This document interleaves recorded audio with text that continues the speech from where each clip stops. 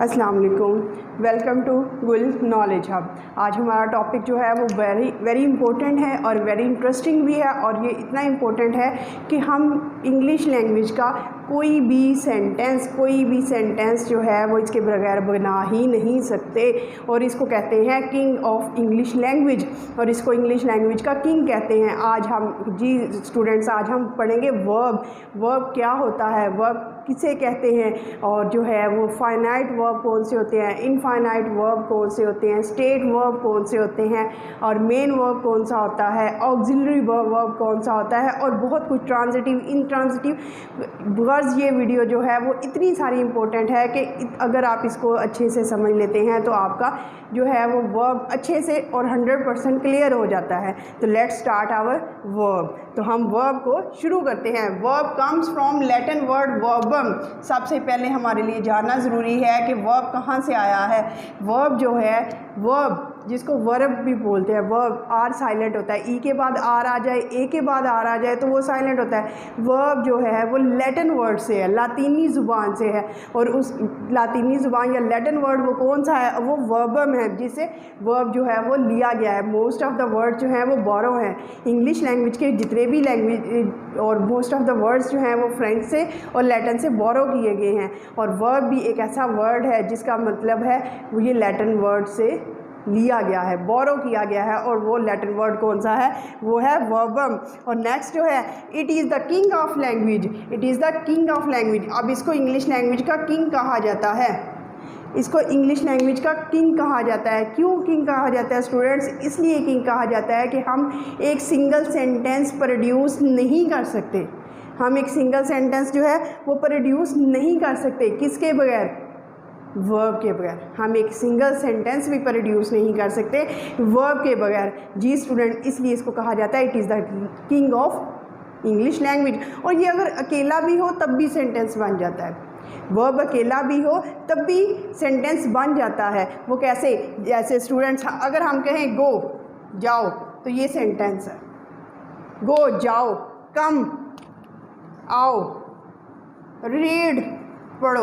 तो इससे हमें पता चला कि अगर वर्ब अकेला भी है, अगर वर्ब अकेला भी है तो इसको किंग क्यों कहा जाता है? क्योंकि किंग वो होता है जिसकी इतनी सारी इंपॉर्टेंस होती है। और वर्ब की इतनी इंपॉर्टेंस है कि अगर ये सिंगल वर्ड भी आ जाता है तो वो मीनिंग कन्वे कर देता है और वो करेक्ट होता है। जैसे इम्पेरेटिव में कहें हम गो जाओ, कम आओ, रीड पढ़ो, राइट लिखो, तो ये जो है वन वर्ड सेंटेंस इसको बोलते हैं, वन वर्ड सेंटेंस। इसका ये मतलब है कि वर्ब जो है वो बादशाह है, वर्ब जो है वो किंग है। और इसकी डेफिनेशन पे आए, वर्ब टेल्स अबाउट एक्शन और स्टेट ऑफ अ पर्सन।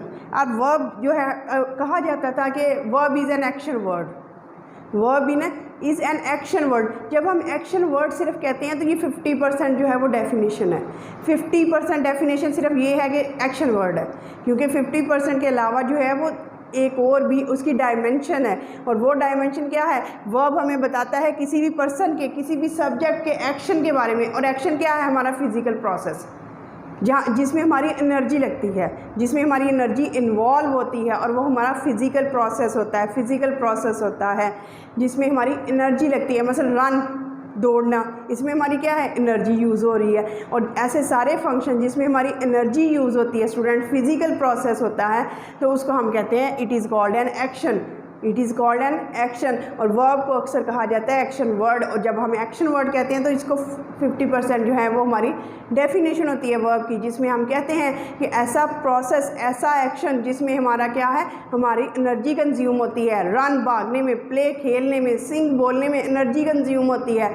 तो फर्स्ट डेफिनेशन ये होगी। और state of a person, state of a person, and what is a state of a person? State of a person क्या होती है? एक शख्स की सिचुएशन, कंडीशन, कि वो किस हालत में है। सिचुएशन को भी बोलते हैं स्टूडेंट्स, सिचुएशन को बोलते हैं, कंडीशन को बोलते हैं। किसकी कंडीशन? एक पर्सन की कंडीशन, कि किस कंडीशन में है। मसलन अगर हम कहें Ali is in Karachi, Ali is in Karachi, Ali किस में है? कराची में है।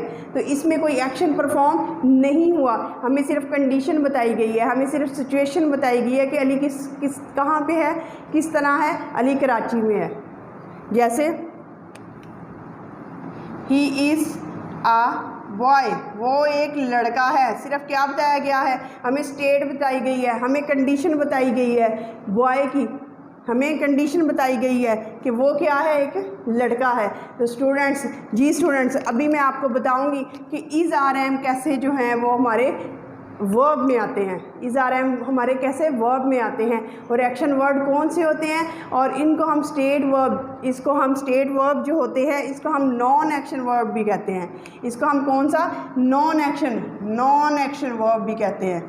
कौन सा students, action verb, non action verb, ऐसा एक्शन वर्ब जिसमें कोई ऐसा एक्शन वर्ब जिसमें जो है वो नॉन एक्शन है, जिसमें कोई भी एक्शन परफॉर्म नहीं हो रहा, सिर्फ हमें एक इन्फॉर्मेशन कन्वे की जा रही है कि कोई भी सब्जेक्ट जो है, कोई भी पर्सन जो है वो किस कंडीशन में है और किस सिचुएशन में है। तो स्टूडेंट्स, इसको हम कहते हैं कि 50% जो है वो एक्शन वर्ड्स आएंगे, 50% एक्शन वर्ड, और 50% वर्ब की डेफिनेशन में है कि पर्सन, शख्स, सब्जेक्ट किस कंडीशन में है, किस सिचुएशन में है। और एक और भी डायमेंशन इसकी स्टूडेंट निकलती है कि verb show what, verb shows, verb अब क्या शो करता है, what a subject says, tells, does, ये एक्शन वर्ड है।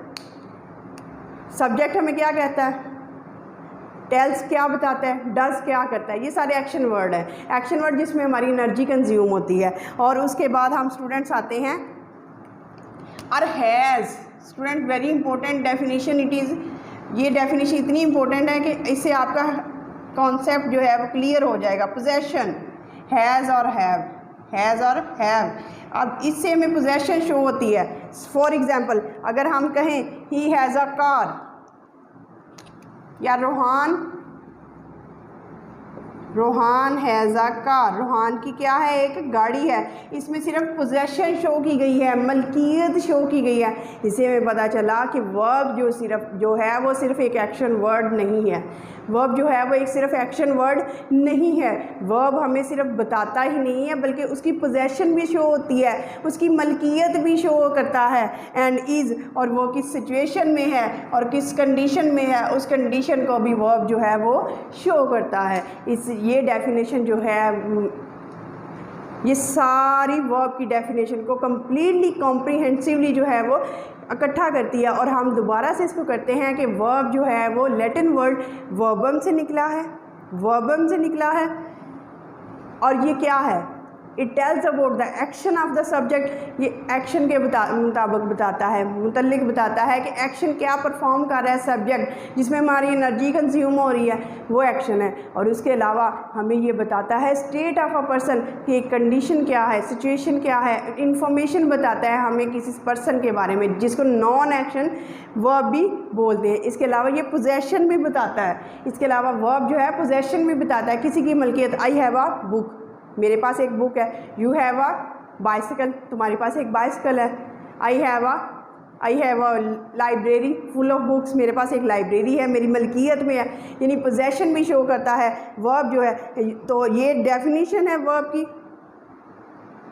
स्टूडेंट्स, वर्ब जो है वो king of the English language है, verb king of the English language है, क्योंकि वर्ब अगर एक वर्ड भी है तब भी अपना मीनिंग कन्वे करता है और वो सेंटेंस कंप्लीट होता है। फॉर एग्जांपल, कम, आओ, गो, जाओ, रीड, पढ़ो, प्रिपेयर, तैयार करो, फिनिश, स्टार्ट। तो ये सारे वर्ड जो हैं वो वन वर्ड सेंटेंस है, एक लफ्ज़ पे मुश्तमिल सेंटेंस है, लेकिन फिर भी ये अपना मीनिंग जो है वो कन्वे कर रहा है। इसके अलावा टू वर्ड सेंटेंस, दो वर्ड्स हों तब भी सेंटेंस बनता है, और दो वर्ड जब होंगे तब भी वर्ड जो है, वर्ब जो है वो लाजमी आएगा। That is why it is called the king of English language, इसी वजह से इसको किंग कहा जाता है इंग्लिश लैंग्वेज का। फॉर एग्जाम्पल, कम इन, अंदर आओ, गो अवे, चले जाओ, रीड इट, पढ़ो, प्रिपेयर योर सेल्फ, अपने आप को तैयार करो, फिनिश इट, इसको ख़त्म करो। तो this is called two word sentence. दो वर्ड्स में भी बात मुकम्मल हो जाती है, लेकिन इसमें भी वर्ब का होना ज़रूरी है। हम ये प्रूव कर रहे हैं that verb is the king of English language. अगर अकेला है तब भी मीनिंग कन्वे कर रहा है, अगर किसी के साथ आ रहा है, टू वर्ड्स हैं, तब भी मीनिंग कन्वे कर रहा है। अगर 3 और मोर वर्ड्स, अगर 3 हैं या इससे भी ज़्यादा सेंटेंसेस हैं, वर्ड्स हैं, तो उसके साथ भी ये अपना मीनिंग कन्वे कर रहा है। कैसे? ही रन्स फास्ट, कितने वर्ड्स हैं? 3 वर्ड्स। वो तेज़ दौड़ता है।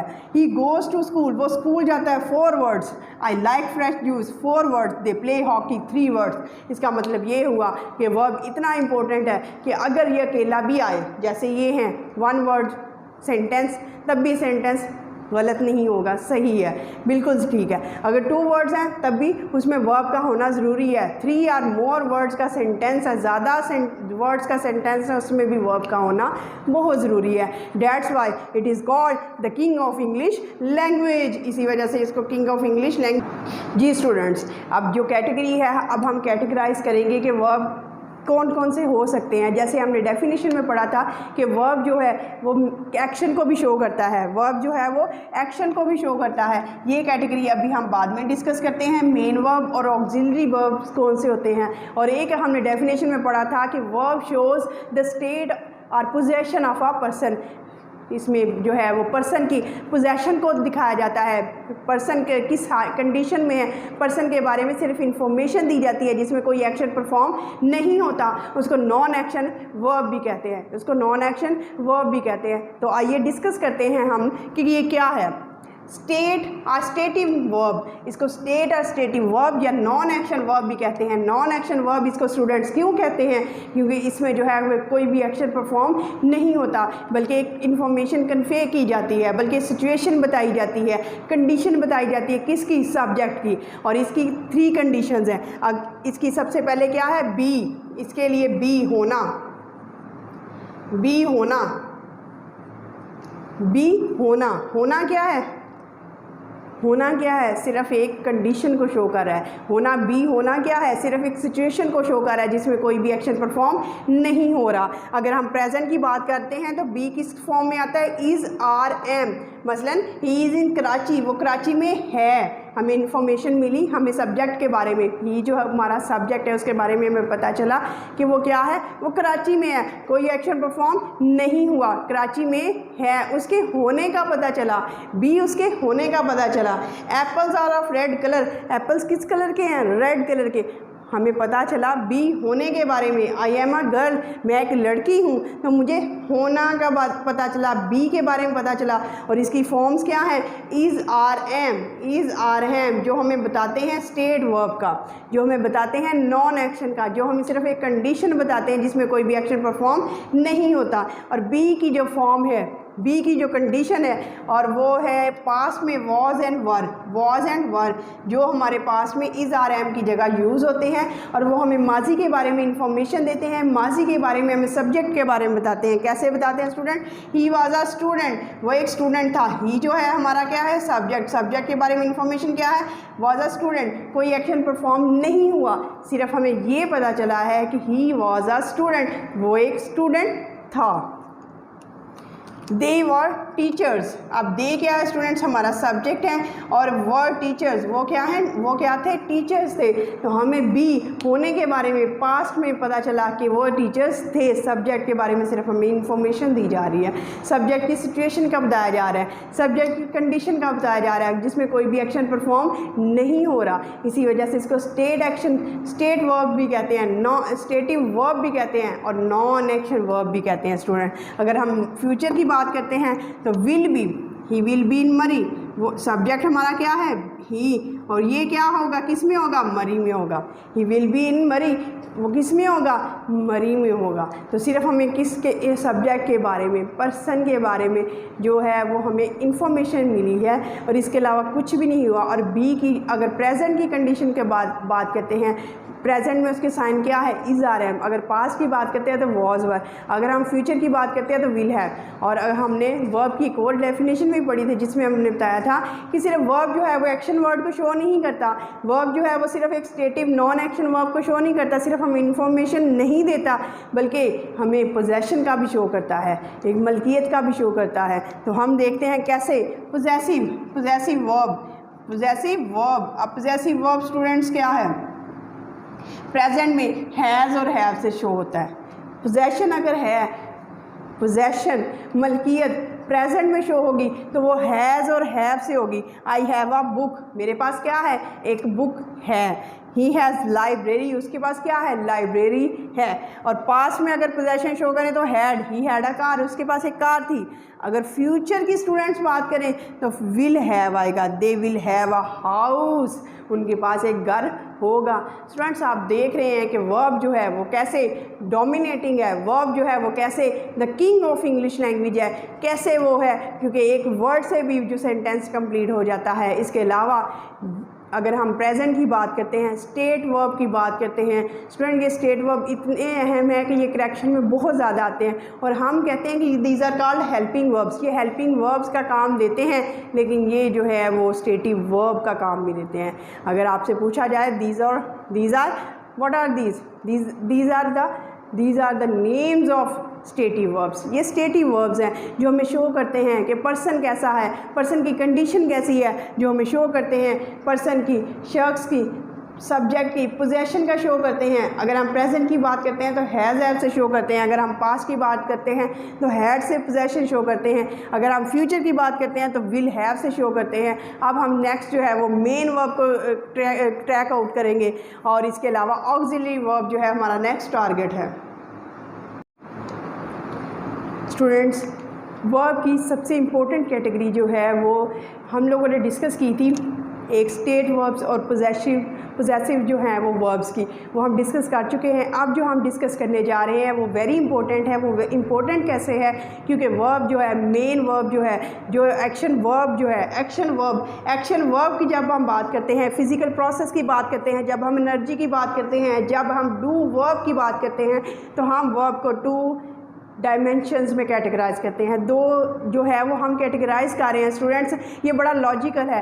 एक्शन वर्ब जिसमें हमारी एनर्जी यूज़ हो रही है उसको हम दो हिस्सों में डिवाइड कर रहे हैं, टू पार्ट्स में डिवाइड कर रहे हैं, और वो पार्ट्स कौन से हैं, एक को हम ऑक्सिलरी वर्ब्स या हेल्पिंग वर्ब का नाम देते हैं, एक को हम ऑक्सिलरी वर्ब या हेल्पिंग वर्ब का नाम देते हैं, दूसरे को हम मेन वर्ब का नाम देते हैं। आप पहचान कैसे सकते हैं ऑक्सिलरी वर्ब या हेल्पिंग वर्ब और मेन वर्ब्स को? स्टूडेंट जब भी मेन वर्ब का मतलब है form, first form, second form, third form, जो ही हम फॉर्म्स करते हैं वो फॉर्म्स, फर्स्ट फॉर्म हो गई, सेकंड फॉर्म हो गई, थर्ड फॉर्म हो गई, फोर्थ फॉर्म हो गई, ये फॉर्म है। और ये फॉर्म्स जो होती हैं एक्चुअली इनको कहा जाता है मेन वर्ब, और इन्हीं को हम कहते हैं डायनेमिक वर्ब्स। डायनेमिक ऐसे वर्ब जो हरकत करते हैं, ऐसे वर्ब जो हरकत शो करते हैं, ऐसे वर्ब जो हमें क्या बताते हैं, एक्शन के बारे में बताते हैं। तो मेन वर्ब का ही दूसरा नाम फॉर्म्स है, मेन वर्ब का ही दूसरा नाम डायनेमिक वर्ब्स हैं। और ये सारे मेन वर्ब कह लो, फॉर्म्स कह लो या डायनेमिक वर्ब्स कह ले, तो ये हमें शो करते हैं एक्टिविटी, ये हमें शो करते हैं एक्टिविटी को। कौन सी एक्टिविटी? जिसमें हमारी एनर्जी इन्वॉल्व होती है। For example shine, the sun shines, सूरज क्या करता है, परफॉर्म, उसकी एक्टिविटी क्या है, शाइन्स, उसकी एक्टिविटी कौन सी है, शाइन्स। चमकना, बस मूव्स, बस की एक्टिविटी क्या है, बस की एक्टिविटी क्या है, मूव्स, हरकत करना। कार की एक्टिविटी क्या है, रन्स। ऐसे रन हो गया, जंप हो गया, ईट, ड्रिंक, राइट, ये सारे वर्ब्स, ये सारी फॉर्म्स, ये सारे वर्ब जो चाहे वो फर्स्ट फॉर्म हो, चाहे वो सेकंड फॉर्म हो, चाहे वो थर्ड फॉर्म हो, चाहे वो फोर्थ फॉर्म हो, ये सारी फॉर्म्स जो हैं वो उसको मेन वर्ब कहते हैं। ये सारी फॉर्म्स जो हैं उनको हम डायनामिक वर्ब्स कहते हैं। ये सारी फॉर्म्स जो हैं उनको हम डू वर्ब्स कहते हैं। स्टूडेंट्स ये हमारी एनर्जी को शो करते हैं। मसलन रन की सेकंड फॉर्म क्या होगी, रैन, थर्ड फॉर्म रनिंग है, जंप, सेकेंड फॉर्म जंप, और थर्ड फॉर्म क्या होगी, जंप्ड, सेकेंड फॉर्म भी जंप्ड होगी। अब अगर हम इसको करेंगे तो इसको अगर हम फोर्थ फॉर्म बनाएंगे तो रन से होगा रनिंग, जंप से होगा जंपिंग, ईट से होगा ईटिंग, ड्रिंक से होगा ड्रिंकिंग, राइट से होगा writing. Students action verb, do verbs, इनको हम मेन वर्ब्स भी बोलते हैं, और ये फॉर्म्स का भी दूसरा नाम है। इसको हम डायनेमिक वर्ब्स भी बोलते हैं, लेकिन ये सारा कुछ सिर्फ हमें एक्शन शो करते हैं। नाम सेपरेट है। जब भी फॉर्म का जिक्र आ जाए, जब भी फॉर्म का जिक्र आ जाए, चाहे वो फर्स्ट फॉर्म है, सेकंड फॉर्म है, या थर्ड फॉर्म है, या फोर्थ फॉर्म है, तो ये सारी क्या हैं, मेन वर्ब्स हैं। ये क्या है, डायनामिक वर्ब्स हैं। ये सारे क्या हैं? एक्शन वर्ब्स हैं, क्योंकि ये एक्शन शो करते हैं किसका?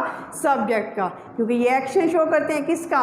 फाइल का। क्योंकि ये एक्शन शो करते हैं पर्सन का। तो हमें पता चला कि वो डेफिनेशन जिसमें हम कहते हैं कि verb is an action word, verb क्या है? Action verb. तो ये हमारी कैटेगरी पूरी होती है जिसमें हमारी एक्टिविटी इन्वॉल्व होती है, जिसमें एनर्जी इन्वॉल्व होती है और जिसमें जो है वो एक्शन परफॉर्म होता है, जिसको हम मेन वर्ब भी कहते हैं, जिसको हम डायनेमिक वर्ब भी कहते हैं और जिसको हम फॉर्म्स भी कहते हैं। अब हम आते हैं ऑक्सिलरी वर्ब्स की, और ये स्टूडेंट्स हमेशा एक्शन बताएगा। मेन वर्ब्स एक्शन बताएगा, और ये जो है वो अलोन, अकेला अगर आ जाए, जैसे रन है, अकेला आ जाए तो ये हमें मीनिंग कन्वे कर देता है। मसलन जाओ, कम, अगर कम है तो इसका मतलब है आओ। तो इसका मतलब ये हुआ मेन वर्ब जो है वो अपना मीनिंग खुद कन्वे कर सकता है, इसको किसी और की ज़रूरत नहीं होती अपना मीनिंग कन्वे करने के लिए। याद रखिएगा, मेन वर्ब जो है वो अपना एक्शन खुद कन्वे कर सकता है, इसको किसी और की वर्ड की ज़रूरत नहीं होती अपना मीनिंग कन्वे करने के लिए। अब हम देखते हैं what is the difference between main verb and auxiliary verb. सबसे पहले हम देखेंगे कि ऑक्सिलरी वर्ब्स किन को कहते हैं? हेल्पिंग वर्ब को कहते हैं स्टूडेंट। जैसे is, are, am, was, were past में, have, has, had, will have, shall have, जितने भी इंग्लिश लैंग्वेज के हेल्पिंग वर्ब्स हैं, जितने भी इंग्लिश लैंग्वेज के हेल्पिंग वर्ब्स हैं स्टूडेंट्स, याद रखिएगा उनको हम हेल्पिंग वर्ब्स को ऑक्सिलरी वर्ब्स का नाम भी देते हैं। जितने भी इंग्लिश लैंग्वेज के हेल्पिंग वर्ब हैं, जैसे is, are, am, was, were, have, has, had, ये सारे जो है। और क्या फ़र्क है इसमें मेन वर्ब में और हेल्पिंग वर्ब में? अब हम ये डिस्कस करेंगे मेन वर्ब में और हेल्पिंग वर्ब में क्या डिफरेंस है। मेन वर्ब स्टूडेंट्स हमेशा एक्टिविटीज़ शो करता है। मेन वर्ब हमें जो है वो एक्शन परफॉर्म करता देता है। मेन वर्ब जो है उसको किसी और वर्ड की ज़रूरत नहीं होती, ये बजाते खुद अपना मीनिंग कन्वे कर सकता है। लेकिन जब हम ऑक्सिलरी वर्ब की बात करते हैं तो ये हमें टेंस दिखाता है। इज़, आर, एम का यूज़ है तो प्रेजेंट है, वॉज, वर का यूज़ है तो पास्ट है, हैव, हैज़ का यूज़ है तो परफेक्ट होगा, विल हैव और शैल हैव है तो फ्यूचर परफेक्ट होगा। तो इससे पता चला कि ऑक्सिलरी वर्ब हमें क्या शो करता है? हमें टाइम बताता है, टेंस बताता है, वॉइस बताता है, एक्टिव वॉइस है कि पैसिव वॉइस है, पॉसिबिलिटी बताता है। मसलन जितने भी मॉडल वर्ब हैं, मे आई कम, क्या मैं आ सकता हूँ, इजाज़त, परमिशन। पॉसिबिलिटी क्या है? इट मे रेन, हो सकता है बारिश हो, इट मे हैव, अब प्लेजेंट वेदर, हो सकता है कि अच्छा मौसम हो। तो जो हेल्पिंग वर्ब होते हैं स्टूडेंट वो हमें टेंस शो करते हैं। हेल्पिंग वर्ब हमें क्या शो करते हैं? टेंस शो करते हैं, वॉइस शो करते हैं कि एक्टिव वॉइस का है या पैसिव वॉइस का, टाइम बताते हैं प्रेजेंट का है कि ये पास्ट का है या फ्यूचर का। तो ऑक्सिलरी वर्ब, हेल्पिंग वर्ब ये जो हैं ये हमें टाइम शो करते हैं, हमें टेंस शो करते हैं, हमें वॉइस शो करते हैं, हमें पॉसिबिलिटी शो करते हैं। लेकिन what is the difference? Difference क्या है? ये एक्टिविटी शो करते हैं, ये टाइम शो करते हैं, ये हमें एक्शन बताते हैं, ये हमें वॉइस बताते हैं। तो फिर डिफरेंस क्या है? डिफरेंस ये है स्टूडेंट्स कि ये बजाते खुद अकेले भी आ जाएं तो अपना मीनिंग कन्वे करते हैं, लेकिन हेल्पिंग वर्ब को हेल्प करने वाला वर्ब है, हेल्प करने वाला वर्ब है और इसको ज़रूरत पड़ती है मेन वर्ब की। स्टूडेंट याद रखिएगा ऑक्सिलरी वर्ब और मेन वर्ब में क्या फ़र्क है। ऑक्सिलरी या हेल्पिंग वर्ब को हमेशा मेन वर्ब की ज़रूरत पड़ती है अपना मीनिंग कन्वे करने के लिए, ये अकेले नहीं आ सकते। ही हैज़ क्या, ये अकेले नहीं आ सकते, इनको हमेशा सपोर्ट की ज़रूरत पड़ती है। ये सपोर्ट करते हैं मेन वर्ब की टेंस को बताने के लिए, ये सपोर्ट करते हैं मेन वर्ब की वॉइस को बताने के लिए कि एक्टिव वॉइस है कि पैसिव वॉइस है, ये सपोर्ट करते हैं मेन वर्ब की बताने के लिए, पॉसिबिलिटी, परमिशन। तो ये जो है हेल्पिंग वर्ब का किरदार अदा करते हैं, हेल्प करते हैं। हेल्पिंग वर्ब से हमें पता चलता है ये हेल्प करते हैं। हेल्प किसकी करते हैं? मेन वर्ब की, मेन वर्ब की, ताकि हमें पता चले कि एक्शन कब परफॉर्म हुआ, प्रेजेंट में हुआ, पास्ट में हुआ कि फ्यूचर में हुआ। हमें एक्शन के बारे में बताते हैं, हमें टेंस का बताएंगे, हमें टाइम का बताएंगे, हमें वॉइस का बताएंगे, हमें पॉसिबिलिटी बताएंगे, सारा कुछ बताएंगे। लेकिन ये अकेले नहीं आते, क्योंकि अकेले ये अपना वजूद जो है वो बरकरार नहीं रख सकते, क्योंकि अकेले जो है वो मीनिंग कन्वे नहीं कर सकते। ये सपोर्ट करते हैं, ये हेल्प करते हैं, इसी वजह से इनको कहा जाता है हेल्पिंग वर्ब, इसी वजह से इनको कहा जाता है ऑक्सिलरी वर्ब। स्टूडेंट देखते हैं ये शो करते हैं टाइम को, tense, voice, they can't stand alone, ये अकेले नहीं आते, हमेशा इनको सपोर्ट करनी पड़ती है मेन वर्ब की, हमेशा इनको चाहिए होता है मेन वर्ब अपना मीनिंग कन्वे करने के लिए। अब कैसे स्टूडेंट्स? फॉर एग्जाम्पल बस, बस के बाद हेल्पिंग वर्ब में, बस में क्या, बस में जब तक हम इसके साथ मेन वर्ब नहीं लगाएंगे, कोई फॉर्म नहीं लगाएंगे, मीनिंग कन्वे नहीं होगा। बस में मूव। अली विल, अली क्या करेगा, क्या, अली विल रीड।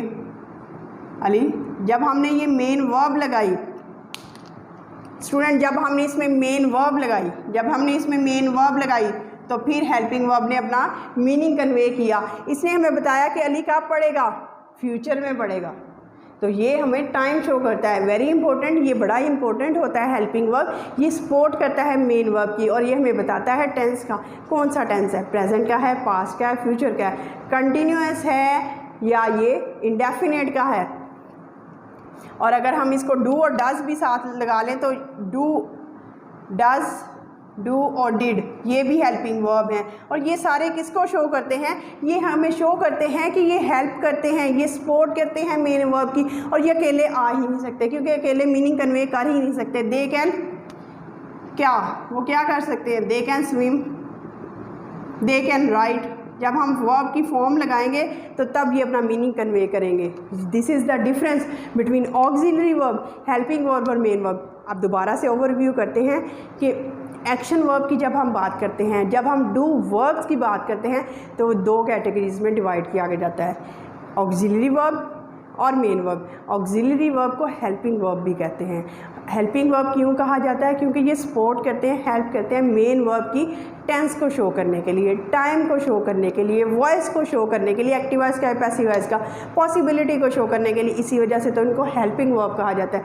लेकिन स्टूडेंट ये हमेशा अकेले नहीं आ सकते क्योंकि अकेले ये अपना मीनिंग कन्वे नहीं कर सकते। इसमें हमारे हेल्पिंग वर्ब भी आ जाते हैं, इसमें हमारे मॉडल वर्ब्स भी आ जाते हैं, can, could, may, might, would, should, must, ये सारे आ जाते हैं। लेकिन ये अकेले अपना मीनिंग कन्वे नहीं कर सकते, इसको हमेशा सपोर्ट की ज़रूरत होती है मेन वर्ब की। जब मेन वर्ब लगता है इनके साथ तब ये मीनिंग कन्वे करते हैं। और जैसे ही हम मेन वर्ब की बात करते हैं तो मेन वर्ब को स्टूडेंट्स हम एक्शन वर्ब भी कहते हैं, मेन वर्ब को हम डू वर्ब्स भी कहते हैं, और मेन वर्ब को हम डायनामिक वर्ब्स भी कहते हैं। मेन वर्ब्स को हम फॉर्म्स, वो सारे नाम जो एक्शन को शो करें, वो सारे नाम जो एक्शन को शो करें, चाहे वो फर्स्ट फॉर्म की शक्ल में हो, चाहे वो सेकंड हो, चाहे वो थर्ड हो, चाहे वो फोर्थ हो, तो ये सारी फॉर्म्स जो हैं, ये सारे मेन वर्ब, ये सारे डू वर्ब, ये सारे डायनामिक वर्ब्स एक ही वर्ब है, एक ही चीज़ को शो करते हैं, एक्शन को। और ये हमेशा अकेले भी अपना मीनिंग परफॉर्म कर सकते हैं। मसलन राइट लिखो, रीड पढ़ो, कम आओ, रन दौड़ो, वॉक चलो, तो ये क्या है, ये अपने मीनिंग कन्वे कर सकते हैं, इसको किसी और की ज़रूरत नहीं पड़ती। और ये सेंटेंस में शो करते हैं एक्शन को, ये सेंटेंस में शो करते हैं किसी भी एक्शन को। ये अगर टाइम को शो करते हैं तो ये एक्शन को शो करते हैं, अगर ये वॉइस को शो करते हैं तो इनको ज़रूरत पड़ती है मेन वर्ब्स की। तो this is the difference between main verbs and auxiliary verb. और ये बड़ा ही आसान और बड़ा ही मज़े का है क्योंकि हेल्पिंग वर्ब, जितने भी इंग्लिश लैंग्वेज के हेल्पिंग वर्ब हैं, चाहे वो इज़, आर, एम की शक्ल में है, वॉज, वार है, विल है, शैल है, जितने भी मॉडल वर्ब्स हैं ये हेल्पिंग वर्ब होते हैं, ये ऑक्सिलरी वर्ब्स होते हैं। और ये हमेशा जो है वो मेन वर्ब के साथ आते हैं क्योंकि मेन वर्ब के बगैर ये अपना मीनिंग कन्वे नहीं कर सकते। और जो नेक्स्ट है, नेक्स्ट हम डिस्कस करेंगे मेन वर्ब की टाइप्स कौन कौन सी होती हैं, कौन कौन सी मेन वर्ब्स की टाइप है। स्टूडेंट्स, उम्मीद करती हूँ आपको सारे टॉपिक्स जो हैं वो बड़े अच्छे से समझ आ रहे हैं क्योंकि वर्ब की जितनी भी टाइप्स हम कर चुके हैं, हमने ऑक्सिलरी वर्ब डिस्कस कर लिया है और मेन वर्ब भी डिस्कस कर लिया। मेन वर्ब की जो दो टाइप्स हैं उनमें से टू टाइप्स में से एक का नाम है ट्रांजिटिव वर्ब और दूसरी का नाम है इंट्रांजिटिव वर्ब। सबसे पहले हम डिस्कस करेंगे transitive verb. What is a transitive verb? What is a transitive verb? एक ऐसा वर्ब जिसको ज़रूरत होती है ऑब्जेक्ट की। ट्रांजिटिव वर्ब हम इसको कहते हैं जिसको ज़रूरत होती है ऑब्जेक्ट की ताकि अपना मीनिंग जो है वो क्लियर कर सके। यानी कि हम वर्ब पे एक्शन ख़त्म नहीं होता, वर्ब पे जो है वो सेंटेंस कंप्लीट नहीं होगा, बल्कि वर्ब को किसकी ज़रूरत पड़ेगी? एक ऑब्जेक्ट की। जब वर्ब को ऑब्जेक्ट की ज़रूरत पड़ेगी तो उस वर्ब को हम बोलते हैं ट्रांजिटिव वर्ब। ट्रांजिटिव चेंज होने वाला, यानी कि एक्शन हमारा चेंज होगा, एक्शन हमारा पास हो जाएगा किससे, वर्ब से ऑब्जेक्ट की तरफ। और स्टूडेंट सबसे ईजीएस्ट जो है वो आसान याद रखने के लिए ये है कि ट्रांजिटिव वर्ब ऐसे वर्ब्स होते हैं जिनको ऑब्जेक्ट की ज़रूरत होती है। ट्रांजिटिव वर्ब ऐसे वर्ब होते हैं जिनको ऑब्जेक्ट की ज़रूरत होती है अपना मीनिंग क्लियर करने के लिए। चलें आइए देखते हैं हम ये क्या है। Transitive verb they need an object, उनको किस चीज़ की ज़रूरत होती है, ट्रांजिटिव वर्ब के बाद हमेशा होना चाहिए एक वर्ब।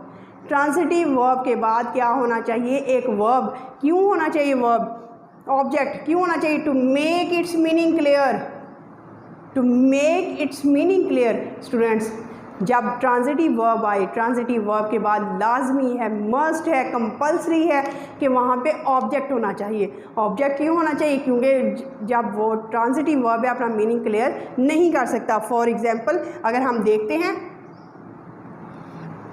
ही बॉट, उसने ख़रीदा, ही बॉट उसने ख़रीदा, अब क्या ख़रीदा, अ cake. He bought a cake, उसने क्या क्या खरीदा, अ केक। अब बॉट जो है वो ट्रांजिटिव वर्ब है क्योंकि उसको ज़रूरत पड़ी ऑब्जेक्ट की, अ केक ऑब्जेक्ट की, तो to make its meaning clear. अब अगर हम देखें ही ड्राइव्स, ही ड्राइव्स वो चलाता है, अब क्या चलाता है, मीनिंग क्लियर नहीं हो सकता। अगर हम कहें ही drives a car, he drives a motorcycle, तो जब हमने ऑब्जेक्ट लगाया तो इसका मीनिंग क्लियर हो गया। इसका मतलब ये है ट्रांजिटिव वर्ब के बाद ऑब्जेक्ट का होना ज़रूरी है। ट्रांजिटिव वर्ब के बाद किसका होना ज़रूरी है, ऑब्जेक्ट का होना ज़रूरी है। और एक्शन फिर क्या, एक्शन जो है वो सब्जेक्ट से किसकी तरफ जाता है, ऑब्जेक्ट की तरफ। मसलन ही जो है वो हमारा सब्जेक्ट है और एक्शन बॉट खरीदना जो है वो किसकी तरफ जाएगा, ऑब्जेक्ट की तरफ। हमेशा ट्रांजिटिव वर्ब में ऑब्जेक्ट का होना ज़रूरी है और एक्शन जो है, मेन वर्ब जो है वो एक्शन कन्वे करता है सब्जेक्ट से ऑब्जेक्ट की तरफ। सिंपलेस्ट वर्ड में ऑब्जेक्ट का होना ज़रूरी है मीनिंग को क्लियर करने के लिए। जैसे most transitive verb take a single object, ज़्यादातर ट्रांजिटिव वर्ब जो होते हैं उनका एक ही ऑब्जेक्ट होता है। मसलन ही बॉट अ केक, अब ये जो है वो सिर्फ एक ही ऑब्जेक्ट है, इसमें क्या ऑब्जेक्ट है, क्या चीज़ खरीदी, अ केक, क्या चीज़ लाई, अ कार। तो हमारा जो है मोस्ट ट्रांजिटिव वर्ब जो होते हैं उनका एक ही ऑब्जेक्ट होता है, एक ही ऑब्जेक्ट होता है। स्टूडेंट्स अली किक्ड, अब अली ने क्या किक किया, जब तक हम नहीं लिखेंगे अ बॉल मीनिंग क्लियर नहीं होगा। इससे हमें पता चल गया कि ट्रांजिटिव वर्ब को किसकी ज़रूरत पड़ती है, एक ऑब्जेक्ट की ज़रूरत पड़ती है to make its meaning clear. अब हम देखते हैं कि सिर्फ एक ऑब्जेक्ट नहीं हो सकता ट्रांजिटिव वर्ब। जैसे अब स्टूडेंट्स आपने ये याद रखने हैं वर्ब्स के name, give, ask, offer, promise, talk, take. Transitive verbs give, ask, offer, promise, talk, take. Give, ask, promise, talk, take. Student ये ऐसे ट्रांजिटिव वर्ब हैं जिनको टू ऑब्जेक्ट्स की ज़रूरत पड़ती है। जिनको कितने ऑब्जेक्ट्स की ज़रूरत पड़ती है, टू की, एक की भी नहीं, टू की। इनका एक से गुजारा ही नहीं होता, इसलिए इनको दो की ज़रूरत पड़ती है। Transitive verb such as give, ask, offer, promise, talk और टेक, ये दो ऑब्जेक्ट लेते हैं। और वो दो ऑब्जेक्ट कौन से रहते हैं, एक डायरेक्ट ऑब्जेक्ट होता है और एक इनडायरेक्ट ऑब्जेक्ट होता है। एक डायरेक्ट ऑब्जेक्ट होता है और एक इनडायरेक्ट ऑब्जेक्ट होता है। डायरेक्ट ऑब्जेक्ट क्या होता है, जिसको हम कुछ देते हैं। I gave you, I am giving you a lesson, I am giving you a lecture. मैं आपको, अगर हम किसी को कुछ देते हैं, किसी शख्स को कोई देते हैं तो वो डायरेक्ट ऑब्जेक्ट होता है। और इनडायरेक्ट ऑब्जेक्ट क्या होता है, जो चीज़ दी जा रही है, लेसन दिया जा रहा है, बुक दी जा रही है, I am giving you a book. जो चीज़ दी जा रही है, चीज़ दी जाती है, उसको हम इनडायरेक्ट ऑब्जेक्ट कहते हैं। और जो जिसको दिया जाता है उसको हम डायरेक्ट ऑब्जेक्ट कहते हैं। स्टूडेंट्स इसको पढ़ते हैं हम, direct object usually the name of something, usually the name of something. और indirect object whom something is given, जिसको कोई चीज़ दी जाती है, कोई शख्स हो सकता है, पर्सन हो सकता है, सब्जेक्ट हो सकता है। अगर हम किसी शख्स को कोई चीज़ देते हैं, अगर हम किसी शख्स को कोई चीज़ देते हैं, वो इनडायरेक्ट ऑब्जेक्ट होता है। और जो चीज़ दी जाती है उसको हम डायरेक्ट ऑब्जेक्ट कहते हैं। मसलन अब हम इसको एग्जाम्पल के ज़रिए करते हैं। His father gave him a watch. अब जो गेव हिम किसको दिया, हिम उसे दिया, और ये इनडायरेक्ट ऑब्जेक्ट है। क्या चीज़ दी, वॉच। घड़ी दी, तो ये डायरेक्ट ऑब्जेक्ट है। जो चीज़ दी जाती है वो डायरेक्ट ऑब्जेक्ट होता है और जो जिसको दी जाती है वो इनडायरेक्ट ऑब्जेक्ट होता है। दोबारा करते हैं। सम ट्रांजिटिव वर्ब्स, कुछ ट्रांजिटिव वर्ब जैसे give, ask, talk, offer, promise, ये ऐसे हैं जो दो ऑब्जेक्ट लेते हैं। दो कितने ऑब्जेक्ट्स लेते हैं? दो ऑब्जेक्ट्स लेते हैं। एक होता है डायरेक्ट ऑब्जेक्ट, एक होता है इनडायरेक्ट ऑब्जेक्ट। डायरेक्ट ऑब्जेक्ट क्या होता है? जो चीज़ किसी को दी जाए। इनडायरेक्ट ऑब्जेक्ट जिसको दी जाए, जिस शख्स को हम देंगे वो इनडायरेक्ट हो जाएगा और जो चीज़ देंगे वो डायरेक्ट हो जाएगा। नेक्स्ट एग्जांपल से हम क्लियर करते हैं। ही टोल्ड मी, किसको बताया? मुझे। क्या चीज़? सीक्रेट। जो चीज़ बताई, जो चीज़ दी, उसको हम डायरेक्ट ऑब्जेक्ट कहेंगे और जिसको बताया उसको हम इनडायरेक्ट ऑब्जेक्ट करेंगे। अब हम मेन वर्ब की एक ट्रांजिटिव कर चुके हैं जिसमें ऑब्जेक्ट का होना बहुत ज़रूरी है। ऑब्जेक्ट का होना बहुत ज़रूरी है और ऑब्जेक्ट बाज़ का जो है वो टू ऑब्जेक्ट्स होते हैं, एक को डायरेक्ट ऑब्जेक्ट कहते हैं और एक को इनडायरेक्ट ऑब्जेक्ट कहते हैं। डायरेक्ट ऑब्जेक्ट जिसमें कोई चीज़ दी जाती है और इनडायरेक्ट ऑब्जेक्ट जिसको दी जाए। और अब हम जो है वो डिस्कस करने जा रहे हैं इंट्रांजिटिव वर्ब्स। जी स्टूडेंट्स, मेन वर्ब की टू कैटेगरीज हैं, ट्रांजिटिव वर्ब और इनट्रांजिटिव वर्ब। ट्रांजिटिव वर्ब हम थॉरोली डिस्कस कर चुके हैं, ऐसा वर्ब जिसको हम ऑब्जेक्ट की ज़रूरत पड़ती है। अब हम डिस्कस करेंगे इनट्रांजिटिव वर्ब जिसको ऑब्जेक्ट की ज़रूरत नहीं होती, जिसको ऑब्जेक्ट की ज़रूरत नहीं होती। नंबर 2, ये किसी कंडीशन को शो करता है। किसकी? स्टेट को शो करता है। कंडीशन को शो करता है और स्टेट को शो करता है। कैसे शो करता है? द बेबी, बेबी क्या कर रहा है? स्लीप, सोया हुआ है। कैसी कंडीशन है? स्टेट कैसी है? सिचुएशन कैसी है? स्लीप, सो रहा है। द गर्ल स्माइल्स, गर्ल्स क्या कर रही है? स्माइल कर रही है। इसको ऑब्जेक्ट की ज़रूरत नहीं होती, इसको ऑब्जेक्ट की ज़रूरत नहीं होती।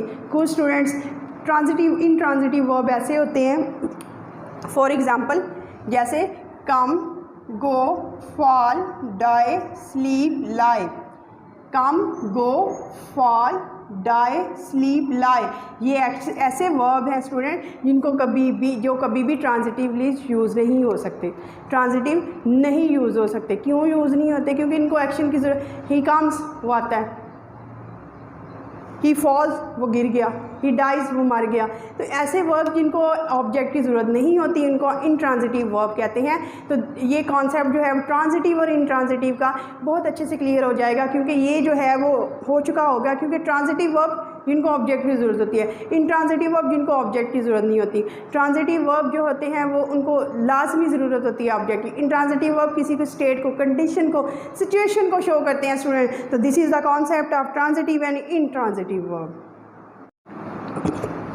Verb, the king of English language, English language का किंग। तो उसकी फॉर्म्स कितनी होती हैं? वो कितने हिस्सों में डिवाइड किया जा सकता है? वो कितनी अशकाल में आता है? उसकी शक्लें कौन कौन सी होती हैं? तो there are 6 basic forms of verb. Verb की कितनी फॉर्म्स होती हैं? 6 फॉर्म्स होती हैं। स्टूडेंट डिस्कस करते हैं कौन कौन सी। सबसे पहले बेस फॉर्म, बेस फॉर्म जिसको हम फर्स्ट फॉर्म भी कहते हैं। बेस फॉर्म, सबसे पहले बेस फॉर्म आती है जिसको हम फर्स्ट फॉर्म भी कहते हैं। जैसे कुक है, गो है, रन, राइट, रीड, ये बेसिक फॉर्म है, इसको बेस फॉर्म बोलते हैं, फर्स्ट फॉर्म बोलते हैं। अगर हम बेस फॉर्म के साथ फर्स्ट फॉर्म के साथ टू लगा दें तो वो बन जाता है इन्फिनेटिव। जैसे to read, to write, to cook, to go, और इस तरह के जैसे भी फर्स्ट फॉर्म के साथ जैसे ही हम टू लगाते हैं तो वो इन्फिनेटिव बन जाता है, जिसका मतलब होता है खाना, पीना, उठना, बैठना, जाना। नून अलिफ ना आता है एंड पे। और अगर हम प्रेजेंट की बात करते हैं, फर्स्ट फॉर्म जो है वो कुक है और इन्फिनेटिव लगा के, टू लगा के इन्फिनेटिव बन जाएगा। प्रेजेंट है, अगर वो ज़्यादा हैं, प्लूरल है तो कुक आएगा। अगर वो ही, शीट या कोई सिंगुलर है तो कुक्स आएगा। अगर पास्ट है तो सेकंड फॉर्म आती है। स्टूडेंट्स पास्ट में कौन सी फॉर्म आती है? सेकंड फॉर्म आती है। और पास्ट पार्टिसिपल या प्रेजेंट पार्टिसिपल में हमेशा थर्ड फॉर्म आती है। और आईएनजी वाली फॉर्म प्रेजेंट पार्टिसिपल जो है उसको हम पास्ट पार्टिसिपल है ये। और इसके अलावा स्टूडेंट्स हम इसको क्या कहते हैं? Present participle. प्रेजेंट पार्टिसिपल जिसमें हम आईएनजी का यूज़ करते हैं। प्रेजेंट पार्टिसिपल जिसमें हम आईएनजी का यूज़ करते हैं स्टूडेंट्स। बेसिक फॉर्म्स कौन सी? Base form, first form. अगर हम टू लगाएं तो इन्फिनेटिव, प्रेजेंट ज़्यादा हैं तो फर्स्ट फॉर्म के साथ एस या एस का इजाफा नहीं करेंगे। अगर वो सिंगुलर है, ही शीट है, तो उसके साथ एस या एस का इजाफा होता है। पास्ट पार्टिसिपल कुक्ड, और इसके अलावा प्रेजेंट पार्टिसिपल जिसमें हम आईएनजी की फॉर्म लगाते हैं। जैसे गो हो और उसके साथ टू लगाए तो इन्फिनिटिव, गो प्लूरल के लिए, गो सिंगुलर के लिए, वेंट सेकंड फॉर्म पास्ट के लिए, पास्ट पार्टिसिपल थर्ड फॉर्म, और प्रेजेंट पार्टिसिपल जो होता है वो फोर्थ फॉर्म को कहते हैं। बी जो है बेस फॉर्म, अगर हम उसके साथ टू लगा दें तो ये infinitive, is are am present के लिए, वॉज वर पास्ट के लिए, बीन जो है वो पास्ट पार्टिसिपल के लिए, और बीइंग जो है वो प्रेजेंट पार्टिसिपल के लिए। अब हम प्रैक्टिस कर लेते हैं स्टूडेंट्स, ताकि हमें पता चले कि बेस फॉर्म क्या है, प्रेजेंट पार्टिसिपल क्या है आईएनजी, और पास्ट पार्टिसिपल क्या है थर्ड फॉर्म, पास्ट क्या है सेकंड फॉर्म, और जो है वो इन्फिनिटिव क्या है बेस फॉर्म के साथ फर्स्ट फॉर्म के साथ टू लगाने से वो क्या बन जाता है इन्फिनिटिव। अब हमने इसमें से चूज़ करना है क्या है। Children play in the field, play जो है स्टूडेंट बेस फॉर्म है। They wanted to play, to का प्ले के साथ टू लग गया तो ये हमारा इन्फिनिटिव हो गया स्टूडेंट्स, क्या हो गया हमारा इन्फिनिटिव हो गया। अली वेंट अब्रॉड, वेंट क्या है गो की सेकंड फॉर्म है, सेकंड फॉर्म जब होगी तो पास्ट आएगा। I had prepared past participle third form, past participle third form जो हैड के साथ आती है। और इसके अलावा आई एम राइटिंग, ये राइटिंग जो है वो प्रेजेंट पार्टिसिपल है, मैं क्या कर रहा हूँ मैं राइटिंग कर रहा हूँ। तो ये बेसिक फॉर्म्स हैं वर्ब की जो 6 हैं। बेस फॉर्म जिसको हम फर्स्ट फॉर्म भी कहते हैं, फर्स्ट फॉर्म के साथ जब हम टू लगाएंगे तो इन्फिनिटिव हो जाएगा। Past second form, past participle third form, और प्रेजेंट पार्टिसिपल जो है वो आईएनजी वाली फॉर्म होती है।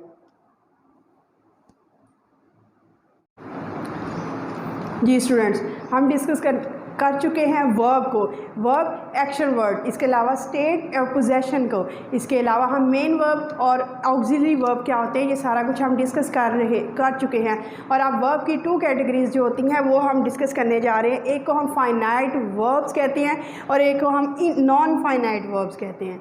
एक को हम फाइनाइट वर्ब्स कहते हैं और एक को हम नॉन फाइनाइट वर्ब्स कहते हैं। सबसे पहले हम डिस्कस करेंगे फाइनाइट वर्ब्स को फाइनाइट वर्ब्स ही क्यों कहते हैं और हमने इनको कैटेगराइज क्यों किया। स्टूडेंट्स याद रखिएगा एक बात को, लैंग्वेज एक ही थी, हमने क्लासीफाई चीज़ों को इसलिए करते हैं, कैटेगराइज चीज़ों को इसलिए करते हैं, अलहदा चीज़ों को इसलिए करते हैं, नाम अलहदा इसलिए देते हैं, सेपरेट नेम इसलिए देते हैं ताकि हम चीज़ों को बेटर अंडरस्टैंड कर सकें, अच्छे तरीके से कॉम्प्रीहेंड कर सकें। वरना पार्ट्स ऑफ स्पीच, और पार्ट्स ऑफ स्पीच में जब हम वर्ब की बात करते हैं, वर्ब में भी हमने क्लासिफिकेशन देखी, मेन वर्ब कौन से हैं, ऑक्सिलरी वर्ब कौन से हैं। अब हम फाइनाइट वर्ब देखते हैं, नॉन फाइनाइट वर्ब्स, ये सारी कैटेगरीज क्यों हैं, ये सारे कैटेगराइज इनको क्यों किया गया है, ये सारे काइंड्स क्यों हैं, in order to make human mind understand the complexities of grammar, कि हम अच्छे से उनको समझ सकें, हम अच्छे से उनको जान सकें। तो फाइनाइट जैसा कि इसके वर्ड से, इसके नेम से ही जाहिर है, बाउंड, लिमिटेड, रिस्ट्रिक्टेड, भाई इसमें बड़ी पाबंदियाँ, फाइनाइट वर्ब इसमें बड़ी पाबंदियाँ, बहुत पाबंदियाँ, मतलब ये आज़ाद नहीं है, ये आज़ाद नहीं है, ये बाउंड है, ये लिमिटेड है, ये रिस्ट्रिक्टेड है, इस पर पाबंदियाँ हैं। वो बेचारा चेंज हो जाता है। कैसे? वर्ब को फाइनाइट वर्ब को हमेशा जो है वो एग्रीमेंट करना पड़ता है सब्जेक्ट से। सब्जेक्ट चेंज होगा, वर्ब भी चेंज होगा। जो टेंस फाइनाइट वर्ब है, टेंस चेंज होगा, वर्ब चेंज हो जाएगा। पर्सन चेंज होगा, वर्ब चेंज हो, फाइनाइट वर्ब चेंज हो जाएगा। और अगर नंबर चेंज हो गए, सिंगुलर प्लूरल हो गए, तब भी फाइनाइट वर्ब चेंज हो जाएगा। यानी कि वो आज़ाद नहीं है, उस पर पाबंदियाँ हैं। और हम छोटी सी एग्जांपल, फाइनाइट वर्ब्स ऐसे वर्ब्स होते हैं जो लिमिटेड होते हैं। फाइनाइट वर्ब ऐसे वर्ब होते हैं जिस पर टेंस लगता है, जो आज़ाद नहीं होता। टेंस चेंज होने से उसकी फॉर्म चेंज हो जाती है, वर्ब की फॉर्म चेंज हो जाती है। मसलन रन अगर फर्स्ट फॉर्म प्रेजेंट में है तो सेकेंड, अगर पास्ट में हम जाएंगे तो रैन हो जाएगी, रैन हो जाएगी। अगर परफेक्ट करेंगे तो हैड रन हो जाएगी। मसलन क्या इज़, और अगर हम कंटिन्यूस में जाएंगे तो रनिंग हो जाएंगी। देखिए रन से रैन, रैन से रनिंग, ये शेप्स चेंज हो रही हैं फाइनाइट वर्ब्स की, क्योंकि ये बाउंड है, क्योंकि इस पर रूल्स अप्लाई, क्योंकि ये टेंस को फॉलो करता है। क्योंकि जब सब्जेक्ट चेंज होगा वर्ब चेंज होगा, टेंस चेंज होगा, वर्ब चेंज होगा, पर्सन चेंज होंगे, मतलब फर्स्ट पर्सन है, सेकंड पर्सन, थर्ड पर्सन है, तब भी फाइनाइट वर्ब चेंज होगा। अगर सिंगुलर है और वर्ब होगा, अगर प्लूरल है तो और वर्ब होगा। चलें जी, हम शुरू करते हैं इस लेक्चर को। फाइनाइट वर्ब जो है वो हमेशा रिस्ट्रिक्टेड होता है, आज़ाद नहीं होता, इसका एग्रीमेंट होता है।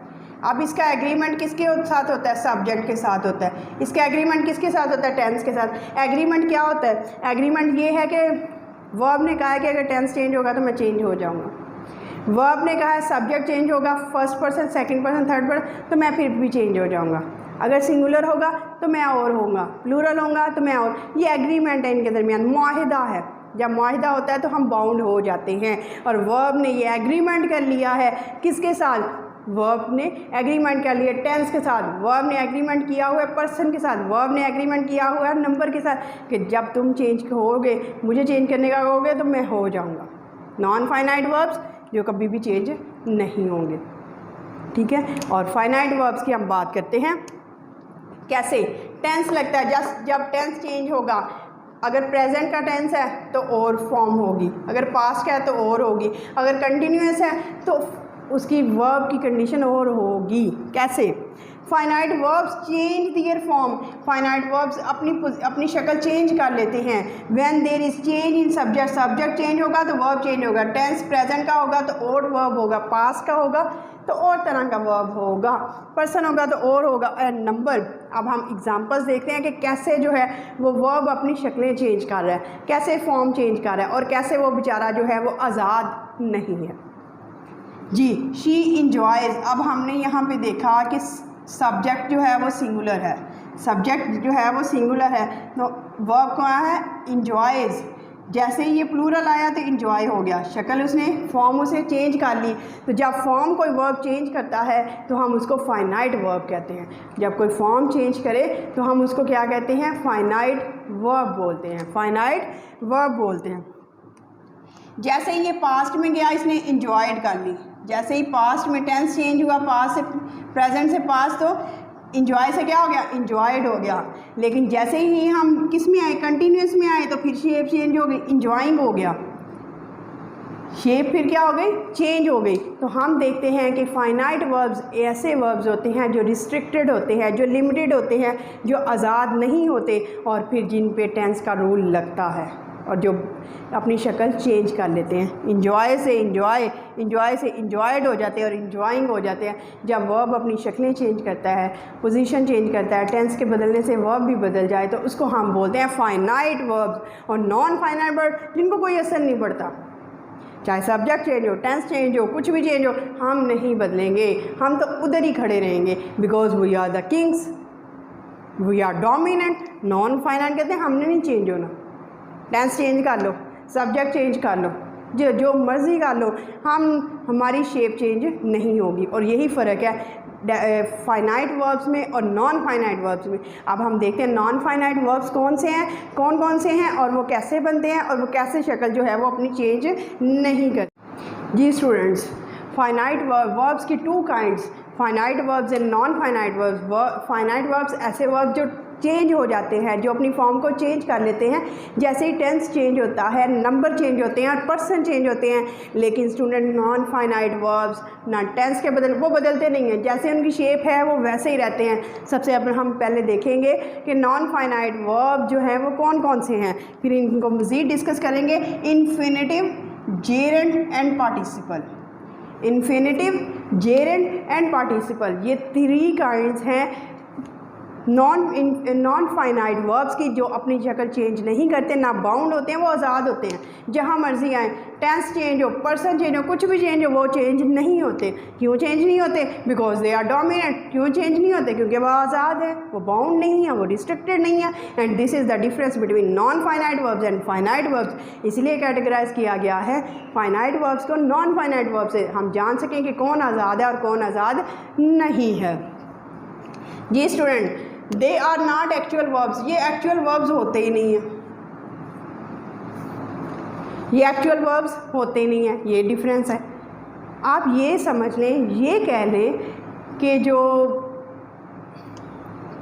फाइनाइट वर्ब्स होते हैं वो मेन वर्ब होते हैं, फाइनाइट वर्ब होते हैं वो बेसिक फॉर्म होती है, बेस फॉर्म होती है जो चेंज होती रहती है टेंस के मुताबिक, और ये एक्चुअल वर्ब्स होते नहीं हैं। इनमें एडिशन करके, बेस फॉर्म में एडिशन करके इनमें चेंजेस लाई जाती है। लेकिन जब ये लग जाते हैं, इन्फिनिटिव बन गया तो टू प्ले आना है तो टू ही प्ले आना है, उसे चेंज नहीं होना। जेरेंड है आईएनजी वाली फॉर्म है तो इसे आईएनजी वाली फॉर्म के साथ ही आना है, चेंज नहीं होना। पार्टिसिपल है ईडी है तो कभी भी इसमें चेंज नहीं होना। कैसे नहीं होना? दे वर्क क्यों चेंज नहीं होते? ये तो वर्क एज अ नाउन आते हैं, एडजेक्टिव या किसी की खूबी खान बयान करते हैं, या adverb. They do not change, और कभी भी चेंज नहीं होते, चाहे नंबर चेंज हो, चाहे पर्सन, चाहे टेंस, कुछ भी चेंज हो, इन्होंने चेंज नहीं होना, ये हमेशा वहीं पे रहते हैं। कैसे? Ali goes abroad to play, Ali goes abroad to play. अब टू प्ले क्या है? इन्फिनिटिव। किसी भी बेस फॉर्म के साथ जब हम टू लगाते हैं, तो किसी भी फर्स्ट फॉर्म के साथ, बेस फॉर्म के साथ जब टू लगाते हैं तो वो इन्फिनिटिव बन जाता है, तो वो इन्फिनिटिव बन जाता है। तो हम देखते हैं कि कैसे हम पहचानें कि ये फाइनाइट वर्ब है, ये नॉन फाइनाइट वर्ब है। टू प्ले, अली बाहर खेलने के लिए जाना चाहता है। अली वेंट, अली अब गो से क्या हो गया? वेंट हो गया। प्रेजेंट से क्या हो गया? पास्ट हो गया। इसने अपनी शेप बदली, प्रेजेंट से हुआ past indefinite, abroad to play, लेकिन टू प्ले वैसे का वैसा रहा। हमें जब किसी सेंटेंस में, किसी टेंस में जो है वो अपनी शक्ल चेंज ना करे तो वो नॉन फाइनाइट होता है, और नॉन फाइनाइट में जब टू के साथ फर्स्ट फॉर्म आती है तो वो इन्फिनिटिव होता है। और आपने देखा कि गो जो है, गोज जो है वो वेंट हो गया, इसने अपनी शेप चेंज कर ली तो ये फाइनाइट वर्ब हो गया। और टू प्ले यहाँ भी प्रेजेंट में भी टू प्ले था, पास्ट में भी टू प्ले है, फ्यूचर में भी टू प्ले ही होगा, तो इसने अपनी शेप जो है वो चेंज नहीं की, इसलिए ये इन्फिनिटिव है। Playing cricket is his hobby, playing cricket, cricket को खेलना। अब क्रिकेट जो है वो नाउन है और प्लेइंग एज अ एडजेक्टिव आया, प्लेइंग एज अ एडजेक्टिव आया। अगर इसकी जगह हम वॉज कर ले, playing cricket was his hobby, उसकी हॉबी थी, तो ये चेंज हो गया। लेकिन प्लेइंग जो है वो पार्टिसिपल जो है, प्रेजेंट पार्टिसिपल जो है वो चेंज नहीं हुआ। जैसे I have a broken bat, participle past participle, broken bat, bat जो है वो नाउन है। और स्टूडेंट याद रखिएगा ईडी, ये जो ईडी होता है थर्ड फॉर्म जो होती है, पार्टिसिपल थर्ड फॉर्म को बोलते हैं। थर्ड फॉर्म जो होती है स्टूडेंट, जो थर्ड फॉर्म होती है और जो प्रेजेंट पार्टिसिपल होता है, जब नाउन से पहले आता है तो ये एडजेक्टिव बनता है। जब ये नाउन से पहले आता है तो ये एडजेक्टिव बनता है और ये अपनी कभी भी शक्ल चेंज नहीं करेगा, चाहे ये I had a broken bat हो जाए, I will have a broken bat हो जाए। यहाँ पे चेंजेस जो मर्जी आए, लेकिन ब्रोकन का ब्रोकन ही रहना है, क्योंकि वो नॉन फाइनाइट है, और नॉन फाइनाइट वर्ब्स जो हैं वो कभी भी अपनी पोजीशन, अपनी शक्ल और चेंज नहीं करते। जी स्टूडेंट्स, नॉन फाइनाइट वर्ब्स, ऐसे वर्ब्स जो बाउंड नहीं होते, जो रिस्ट्रिक्टेड नहीं होते, जो अपनी शेप चेंज नहीं करते, तो उसमें सबसे पहले जेरेंड आता है। जेरेंड, जी स्टूडेंट, जेरेंड। अब जेरेंड क्या होता है, क्यों होता है, और ये कैसे बनता है, ये सारा कुछ अभी हम देखने जा रहे हैं। और gerund when we use a verb in place of a noun it is called gerund. जब हम किसी वर्ब को नाउन की जगह यूज़ करते हैं, वो नाउन का काम दे तो उसको जेरेंड बोलते हैं। और ये बनता कैसे है, वर्ब की फर्स्ट फॉर्म के साथ आईएनजी लगा दे और ये जो है वो नाउन का काम दे तो हम इसको क्या कहते हैं, ये जेरेंड है। और जेरेंड और प्रेजेंट पार्टिसिपल दोनों ही वर्ब की फर्स्ट फॉर्म के साथ आईएनजी अटैच करने से बनता है, लेकिन इनमें डिफरेंस ये है कि जेरेंड एज अ नाउन आता है, जेरेंड एज अ नाउन आता है, और जो प्रेजेंट पार्टिसिपल होता है वो एज अ एडजेक्टिव आता है। Breaking news, breaking news, news की ब्रेक करने वाला। ऐसे ही ब्रेकिंग चेयर, ब्रेकिंग हाउस, ऐसे टूटने वाला घर। तो जो प्रेजेंट पार्टिसिपल होता है वो हमेशा जो होता है वो एडजेक्टिव के तौर पर आता है, और जेरेंड जो होता है वो हमेशा किसके तौर पे आता है, नाउन के तौर पे आता है। Student, this is the basic difference between present participle and gerund. अब हम जेरेंड की तरफ आते हैं। एक जेरेंड एक ऐसा होता है जो वर्ब की फर्स्ट फॉर्म के साथ आईएनजी अटैच करने से बनता है, और जब ये काम किसका देता है, नाउन का देता है। स्टूडेंट, जेरेंड को पहचानने का बड़ा ही आसान तरीका है, या तो ये सब्जेक्ट के तौर पे आता है या ऑब्जेक्ट के तौर पे आता है। दोनों कंडीशन में होता नाउन है, या तो ये सब्जेक्ट की पोजीशन पे होता है फाइल की, या ये ऑब्जेक्ट की पोजीशन पे होता है मफूल की। हम देखते हैं, या ये पोजेसिव एडजेक्टिव के बाद आता है, मसलन माई, हिज, हर, इसके बाद आएगा। जेरेंड। तो हम देखते हैं कैसे आएगा। ये 3 जो कंडीशन है 3 जेरेंड को पहचानने की है। Three kinds of way to recognise gerund. Gerund को 3 तरीके से पहचाना जा सकता है। पहली बात तो ये कि जेरेंड हमेशा नाउन आएगा। बनता कैसे है? वर्ब की फर्स्ट फॉर्म के साथ आईएनजी अटैच करने से। और दूसरी बात नाउन के तौर पे आता है, या तो ये सब्जेक्ट की पोजीशन पे आता है या ऑब्जेक्ट की, या पोजेसिव एडजेक्टिव के फौरी बाद, मतलब माय, हीज़ और इस तरह के वर्ड्स के बाद, देयर के बाद। I like swimming. आई जो है वो सब्जेक्ट है और स्विमिंग जो है वो ऑब्जेक्ट है। तो ये किसकी जगह पे आया? ऑब्जेक्ट की। इसको रिकॉग्नाइज करना ये बहुत इजी है। या तो ये सब्जेक्ट की पोजीशन पे होगा या ऑब्जेक्ट की पोजीशन पे होगा, लेकिन काम कौन सा करेगा? नाउन का। मुझे तैराकी पसंद है, मुझे तैराकी पसंद है, और ये नाउन बन गया है। अब रीडिंग, रीडिंग पढ़ना, रीडिंग पढ़ना, बुक रीडिंग जो होती है, रीडिंग पढ़ना इज़ गुड हैबिट। अब ये सब्जेक्ट की जगह पे आया है। सब्जेक्ट की जगह पे हो या ऑब्जेक्ट की जगह पे हो, दोनों सूरत में ये काम कौन सा करता है? नाउन का करता है। आई लाइक माई, माई के बाद पोजेसिव एडजेक्टिव के बाद भी हमेशा क्या आता है? जेरेंड आता है। रिव्यू करते हैं। जेरेंड वर्ब की फर्स्ट फॉर्म के साथ आईएनजी अटैच करते हैं तो ये वर्ब नहीं रहता, बल्कि ये फंक्शन कौन सा करता है? एडजेक्ट नाउन का करता है। और या तो ये सब्जेक्ट की पोजीशन पे होता है फर्स्ट पे, या ऑब्जेक्ट की पोजीशन पे होता है लास्ट पे, या एडजेक्टिव के पोजेसिव एडजेक्टिव के फौरी बाद होता है। मतलब माय के बाद होगा, देयर के बाद, हिज के बाद, हर के बाद वहाँ पे होगा। तो जेरेंड का कॉन्सेप्ट जो है वो बहुत आसान है। और जेरेंड और प्रेजेंट पार्टिसिपल में फ़र्क ये है स्टूडेंट कि जेरेंड जो है वो हमेशा नाउन आता है और प्रेजेंट पार्टिसिपल जो होता है वो हमेशा एडजेक्टिव के तौर पे आता है। This is the difference between adjective and present participle. Students, verb की 2 काइंड्स होती हैं, फाइनाइट और non finite verbs. Non finite verbs जो है उनमें इन्फिनेटिव, जेरेंड और पार्टिसिपल आते हैं। और इन्फिनेटिव जो है ये सारे बाउंड नहीं होते, रिस्ट्रिक्टेड नहीं होते, आज़ाद होते हैं। और अब हम डिस्कस करने जा रहे हैं इन्फिनेटिव को। और इन्फिनेटिव बनते कैसे हैं स्टूडेंट्स? हमेशा याद रखिएगा, इन्फिनेटिव जो है वो वर्ब की फर्स्ट फॉर्म के साथ टू अटैच करने से बनते हैं। वर्ब की फर्स्ट फॉर्म के साथ टू अटैच करने से बनते हैं, जैसे to play, to write, to read, to play, to write, to read, to run. Verb की फर्स्ट फॉर्म के साथ जब हम टू लगाते हैं तो वो इन्फिनेटिव बन जाता है। और इन्फिनेटिव जो होते हैं वो चेंज नहीं होते, चाहे प्रेजेंट का सेंटेंस है, पास्ट का सेंटेंस है, सिंगुलर है, प्लूरल है, फर्स्ट पर्सन है, सेकंड पर्सन है, तो ये अब चेंज नहीं होते। इसी वजह से तो उनको कहा जाता है नॉन इनफाइनाइट वर्ब्स। चलिए देखते हैं कि ये क्या है। इन्फिनेटिव जो होते हैं वो कैसे फंक्शन करते हैं? नाउन के तौर पे आते हैं। कैसे नाउन के तौर पे आते हैं? मसलन आई वांट, मैं चाहता हूँ, टू राइट, लिखना, ये ऑब्जेक्ट है, टू राइट ऑब्जेक्ट है और फंक्शन क्या कर रहा है? नाउन का। टू राइट, लिखना, ऑब्जेक्ट है लेकिन फंक्शन किसका परफॉर्म कर रहा है? नाउन का। अब यहाँ पे टू राइट फंक्शन, यहाँ पे क्या इसकी प्लेस है? सब्जेक्ट है, यहाँ पे सब्जेक्ट है, लेकिन फंक्शन किसका परफॉर्म कर रहा है? नाउन का। लिखना इज़ हिज हॉबी, उसकी हॉबी है। देखिए, चाहे वो एंड में आ जाए, चाहे वो स्टार्ट में आ जाए, उसने टू ही रहना, टू राइट ही रहना है। चाहे वो ऑब्जेक्ट की पोजीशन पे है, चाहे वो सब्जेक्ट की पोजीशन है, दोनों कंडीशन में वो नाउन का फंक्शन प्ले करता है। दोनों कंडीशन में वो नाउन का फंक्शन जो है वो परफॉर्म करता है। I have no time to play, मेरे पास खेलने का वक्त नहीं है। आई हैव, और टाइम क्या है? हमारा ऑब्जेक्ट है। टाइम हमारा क्या है? ऑब्जेक्ट है। टाइम हमारा क्या है? ऑब्जेक्ट है, नाउन है। और नाउन को एक्सप्लेन कौन कर रहा है? To play. नाउन को एक्सप्लेन कौन कर रहा है? To play. तो यहाँ पे एडजेक्टिव का रोल प्ले कर रहा है इन्फिनेटिव। यहाँ पे किसका रोल प्ले कर रहा है स्टूडेंट्स? एडजेक्टिव का। ये बहुत ही आसान है।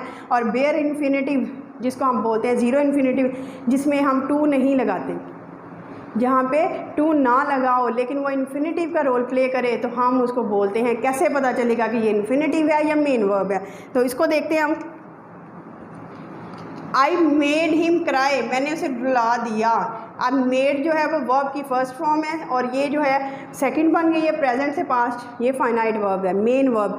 और एक वर्ब के बाद अब दूसरा वर्ब आया है, और दूसरा जब वर्ब आया, इन्फिनेटिव आया है, तो टू यूज़ नहीं किया, बल्कि टू की जगह टू ख़त्म हुआ है और डायरेक्ट क्राई आ गया, डायरेक्ट फॉर्म आ गई है। तो ये बेयर इन्फिनेटिव है, जहाँ पे टू का यूज़ नहीं होता और फॉर्म डायरेक्ट आ जाए। और वहाँ पे टू फॉर्म्स होती हैं, एक मेन फॉर्म होती है और अब दूसरी फॉर्म जो होती है वो बेयर इन्फिनेटिव होता है। 2 फॉर्म्स का होना ज़रूरी है, एक मेन फॉर्म होती है, दूसरा बेयर इन्फिनेटिव होता है। अब आगे I made him laugh, I made him laugh. अब जो मेड है वो मेन वर्ब है, मेन फॉर्म है, और जब 2 फॉर्म्स इकट्ठी आ जाएं तो दूसरी फॉर्म जो होती है वो बेयर इन्फिनेटिव होता है। तो this is the infinitive. Infinitive verb की फर्स्ट फॉर्म के साथ टू अटैच करने से इन्फिनेटिव बन जाता है, और ये हमेशा नाउन का फंक्शन प्ले करता है, ऑब्जेक्ट में भी आ जाए सब्जेक्ट में भी आ जाए। लेकिन जब ये नाउन के बाद आता है तो ये एडजेक्टिव का फंक्शन भी प्ले करता है। लेकिन जब हम वर्ब की 2 फॉर्म्स इकट्ठी आए एक सेंटेंस में, एक सेंटेंस में वर्ब की 2 फॉर्म्स इकट्ठी आए और एक फॉर्म जो फर्स्ट फॉर्म जो होती है मेन वर्ब होता है, दूसरी फॉर्म जो होती है उस ऑब्जेक्ट के बाद आती है, और जब वो ऑब्जेक्ट के बाद आए और वहाँ पे 2 ना हो तो उसको बेयर इन्फिनेटिव बोलते हैं। मुझे उम्मीद है कि ये इन्फिनेटिव वाला कॉन्सेप्ट भी आपका बहुत अच्छे से क्लियर हो गया होगा। जी students, non finite verbs. Non finite verbs ऐसे वर्ब्स जिन पे ना टेंस असरअंदाज होता है, ना टेंस के बदलने से वो बदलते हैं, ना सब्जेक्ट के बदलने से बदलते हैं, ना एक्टिव पैसिव के बदलने से बदलते हैं, बल्कि वो अपनी एग्जैक्ट पोजीशन में रहते हैं। अगर आईएनजी वाली फॉर्म के साथ हैं तो वो आईएनजी वाली फॉर्म के साथ रहते हैं, अगर इन्फिनिटिव हैं तो टू प्ले के साथ आएंगे, अगर जीरेंड हैं तो आईएनजी वाली फॉर्म के साथ आएंगे। वो किसी भी कंडीशन में चेंज नहीं होते, और किसी के because they are the king, वो किंग होते हैं, और इसलिए उनको कहा जाता है they are non finite verbs because they are not bound to anyone. वो बाउंड नहीं होते। अब नॉन फाइनाइट वर्ब्स की जो कैटेगरी हम करने जा रहे हैं, इससे पहले हम फाइनाइट भी कर चुके हैं, इससे पहले हम फाइनाइट भी कर चुके हैं, और हम लोग इन्फिनेटिव कर चुके हैं, जेरेंड कर चुके हैं। अब जो है हम करने जा रहे हैं पार्टिसिपल्स। पार्टिसिपल्स, जी स्टूडेंट्स, पार्टिसिपल्स ऐसे पार्टिसिपल्स जो पार्टिसिपल्स होते गए हैं, वो मेन वर्ब नहीं होते, वो वर्ब्स भी नहीं होते, बल्कि वो फंक्शन प्ले करते हैं एडजेक्टिव का। सबसे बड़ी पहचान पार्टिसिपल, चाहे वो प्रेजेंट पार्टिसिपल हैं चाहे वो पास्ट पार्टिसिपल हैं, स्टूडेंट याद रखिएगा इस बात को, they play the function of adjective. वो एडजेक्टिव का फंक्शन प्ले करते हैं। वो किसका फंक्शन प्ले कर रहे होते हैं? वो एडजेक्टिव का फंक्शन प्ले कर रहे होते हैं, और वो वर्ब का फंक्शन प्ले नहीं करते। और इसमें जो 2 कैटेगरीज आ जाती हैं। अब कौन सी 2 कैटेगरीज आती हैं? एक होता है प्रेजेंट पार्टिसिपल, एक होता है पास्ट पार्टिसिपल। अब स्टूडेंट प्रेजेंट पार्टिसिपल कैसे फॉर्म होता है? स्टूडेंट प्रेजेंट पार्टिसिपल को फॉर्म करने के लिए, उसको बनाने के लिए इंतहाई सिंपल जो मेथड है वो ये है कि वर्ब की फर्स्ट फॉर्म लें, उसके साथ आईएनजी अटैच करने के बाद वो प्रेजेंट पार्टिसिपल बन जाता है। वो क्या बन जाता है स्टूडेंट? प्रेजेंट पार्टिसिपल बन जाता है। But it doesn't function as the main verb, it doesn't function as the verb, it functions an adjective. वो फंक्शन किसका प्ले करता है? एडजेक्टिव का फंक्शन प्ले करता है। और हमें कैसे पता चलेगा कि ये प्रेजेंट पार्टिसिपल है? स्टूडेंट उसके साथ आईएनजी वाली फॉर्म आनी ज़रूरी है, और हमेशा ये नाउन से पहले आएगा। नाउन से मेजॉरिटी जो मेजर केसेस में होगा वो नाउन से पहले आएगा, और जब ये नाउन से पहले आएगा स्टूडेंट जो फंक्शन प्ले करेगा एडजेक्टिव का, स्टूडेंट एडजेक्टिव का। और बनाने का फॉर्मेशन क्या है? बनाने का फॉर्मूला, मेथड, फॉर्मूल, और जो उसकी फोनोलॉजी कह लें या उसका मेथड कह लें, मेथडोलॉजी कह लें, कैसे ये फॉर्म होता है वर्ब की फर्स्ट फॉर्म के साथ जब हम आईएनजी अटैच करते हैं तो it becomes present participle, it becomes present participle. अब स्टूडेंट मसला ये है कि what is the difference between present participle and what is the difference between present participle and gerund. Gerund में और प्रेजेंट पार्टिसिपल में कौन सा डिफरेंस है? क्योंकि प्रेजेंट पार्टिसिपल भी किससे बनता है? वर्ब की फर्स्ट फॉर्म के साथ आईएनजी अटैच करने से, और जो है वो हमारा जेरेंड भी किससे बनेगा? आईएनजी फॉर्म अटैच करने से, वर्ब की फर्स्ट फॉर्म के साथ। स्टूडेंट याद रखिएगा जेरेंड हमेशा सेंटेंस के बिगनिंग में आता है। जैसे smoking is injurious to health, smoking first में आया है, सेंटेंस का स्टार्ट ही किससे है? आईएनजी वाली फॉर्म से, और ये फंक्शन प्ले करता है नाउन का। जेरेंड मेजर फंक्शन क्या है? जेरेंड फंक्शन परफॉर्म करता है नाउन का, स्मोकिंग तम्बाकू नशी, और पार्टिसिपल फंक्शन प्ले करता है एक एडजेक्टिव का। पार्टिसिपल किसका फंक्शन प्ले करता है? एडजेक्टिव का, और जेरेंड फंक्शन प्ले करता है नाउन का। और जेरेंड की प्लेस कहाँ पे होती है? या तो सेंटेंस के स्टार्ट में होगी या सेंटेंस के एंड में आई लाइक रीडिंग, मुझे पढ़ाई पसंद है। आई लाइक राइटिंग, मुझे राइटिंग जो है वो पसंद है। या तो सेंटेंस के बिगनिंग में होगा या सेंटेंस के एंड में, और फिर फुल स्टॉप, या फिर पोजेसिव प्रोनाउन। पोजेसिव प्रोनाउन के फौरी बाद, अब पोजेसिव प्रोनाउंस क्या होते हैं? पोजेसिव प्रोनाउन जैसे माई, हिज, हर, देयर, जैसे their writing, their reading, her liking, उसकी पसंद, हर स्मोकिंग, हिज स्मोकिंग। अब जो पोजेसिव प्रोनाउन है जैसे हर है, हिज, देयर, माई, ये जो है इनके फौरी बाद जेरेंड आएगा, इनके फौरी बाद जेरेंड आएगा। 3 प्लेसेस डिसाइड होगी स्टूडेंट, जेरेंड की 3 प्लेसेस, वो कौन सी है? या तो वो सेंटेंस के स्टार्ट में आएगा, या सेंटेंस के एंड में, फिर फुल स्टॉप, या पोजेसिव प्रोनाउन के फौरी बाद आएगा, या पोजेसिव प्रोनाउन के फौरी बाद आएगा, और ये फंक्शन प्ले करेगा नाउन का। लेकिन स्टूडेंट जब हम पार्टिसिपल की बात करते हैं, प्रेजेंट पार्टिसिपल की बात करते हैं, तो प्रेजेंट पार्टिसिपल हमेशा फंक्शन प्ले परफॉर्म करता है एडजेक्टिव का, हमेशा फंक्शन जो है वो परफॉर्म करेगा एडजेक्टिव का। अब कैसे स्टूडेंट्स?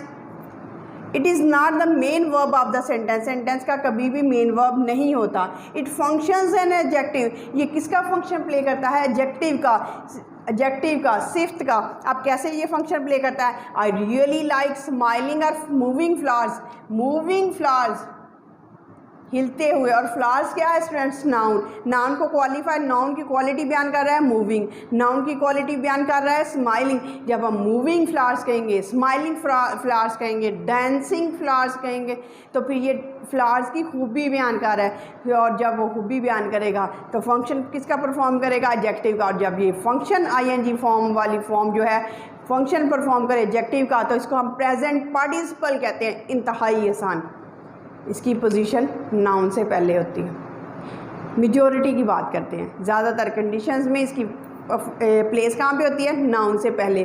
फंक्शन किसका परफॉर्म कर रहा है? एडजेक्टिव का। एडजेक्टिव की सिर्फ क्या होती है कि वो नाउन की खूबी या खामी को बयान करती है और नाउन से पहले आती है। अब नंबर 2 एग्जाम्पल देखते हैं। ही जम्प्ड फ्रॉम रनिंग ट्रेन। अब ट्रेन क्या है? नाउन, और ट्रेन की खूबी कौन बयान कर रहा है? रनिंग। तो रनिंग ट्रेन क्या हो गया? रनिंग हमारा क्या हो गया? एडजेक्टिव, और एडजेक्टिव आईएनजी वाली फॉर्म है, तो ये हमारा क्या हो गया? Present participle. आप स्टूडेंट्स नंबर 2 प्रेजेंट पार्टिसिपल समझ आ गई, आईएनजी वाली फॉर्म वर्ब की फर्स्ट फॉर्म के साथ अटैच करने से बन जाती है। नंबर 2 नाउन से पहले आता है, नाउन को क्वालिफाई करता है, एडजेक्टिव का फंक्शन परफॉर्म करेगा प्रेजेंट पार्टिसिपल। अब पास्ट पार्टिसिपल स्टूडेंट्स ये भी एडजेक्टिव के तौर पे यूज़ होता है, ये भी एडजेक्टिव के तौर पे यूज़ होता है, और ये बनता कैसे है स्टूडेंट? नाउन से पहले आता है, नाउन से पहले आता है मेजॉरिटी केसेस में। कैसे? द ब्रोकन ग्लास, ग्लास जो है नाउन, और ब्रोकन थर्ड फॉर्म स्टूडेंट्स हमेशा जो है पास्ट पार्टिसिपल वर्ब की थर्ड फॉर्म होती है। मेजॉरिटी में तो ईडी आता है, लेकिन वैसे भी थर्ड फॉर्म कौन सी होती है? वर्ब की थर्ड फॉर्म को हम पास्ट पार्टिसिपल कहते हैं। वर्ब की कौन सी फॉर्म? थर्ड फॉर्म को हम क्या कहते हैं? पास्ट पार्टिसिपल स्टूडेंट्स बोलते हैं। आप past participle. Broken glass verb की कौन सी फॉर्म? Third form. फंक्शन कौन सा प्ले कर रही है? एडजेक्टिव का। क्वालिफाई किसको कर रही है? नाउन को। ग्लास क्या है? नाउन। तो broken glass, broken glass, glass को क्वालिफाई कर रहा है। ग्लास कैसा है? टूटा हुआ। क्वालिटी बयान कर रहा है किसकी? ग्लास की। तो एज अ थर्ड फॉर्म जब नाउन की क्वालिटी बयान करे, नाउन की क्वालिटी बयान करें, नाउन से पहले आए और वो हो भी थर्ड फॉर्म, तो उसको पास्ट पार्टिसिपल कहते हैं। उसको क्या बोलते हैं? Past participle. अगर नाउन से पहले आए और आईएनजी वाली फॉर्म हो तो प्रेजेंट पार्टिसिपल। अगर नाउन से पहले आए और वो थर्ड फॉर्म हो, जो मेजॉरिटी में ईडी होगा लेकिन इर्रेगुलर वर्ब्स भी होते हैं, थर्ड फॉर्म हो, तो उसको हम कहते हैं पास्ट पार्टिसिपल है। जैसे नेक्स्ट करते हैं अ टायर्ड मैन। मैन क्या है? नाउन। टायर्ड क्या है? वर्ब की थर्ड फॉर्म। क्वालिफाई किसको कर रही है? नाउन को। तो टायर्ड क्या होगा हमारा? पास्ट पार्टिसिपल होगा स्टूडेंट्स। अब एक परफेक्ट पार्टिसिपल भी होता है। परफेक्ट पार्टिसिपल कैसे बनेगा? हैविंग प्लस थर्ड फॉर्म लगाने से।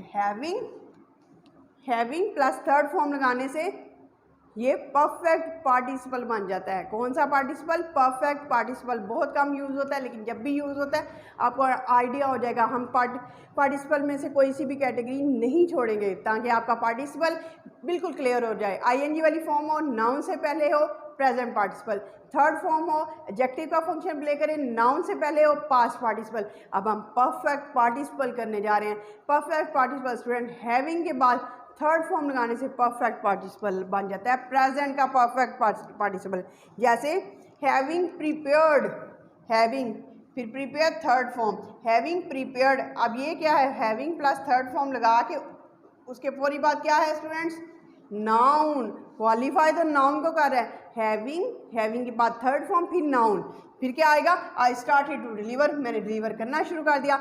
अब नेक्स्ट क्या है, having finished, having finish, having के बाद third form my home, my homework, ये क्या हो गया हमारा नाउन, नाउन को क्वालिफाई कर रहा है। हैविंग फिनिश, अपना काम खत्म करके, आई वेंट टू प्ले, मैं काम करने चला गया।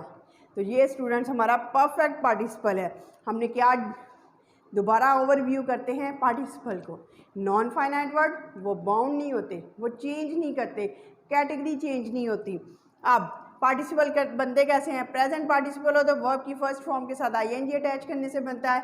पास्ट पार्टिसिपल हो तो ईडी या वर्ब की थर्ड फॉर्म होती है। जैसे लॉस्ट अपॉर्चुनिटी, अपॉर्चुनिटी मौका, कैसा, लॉस्ट गुम हुआ हुआ। स्पेंट स्विमर, अब स्विमर क्या है, नाउन जो तैराकी करता है। अब स्पेंट स्विमर का क्या मतलब है, the swimmer who is tired, एक ऐसा स्विमर जो क्या है, थक चुका है।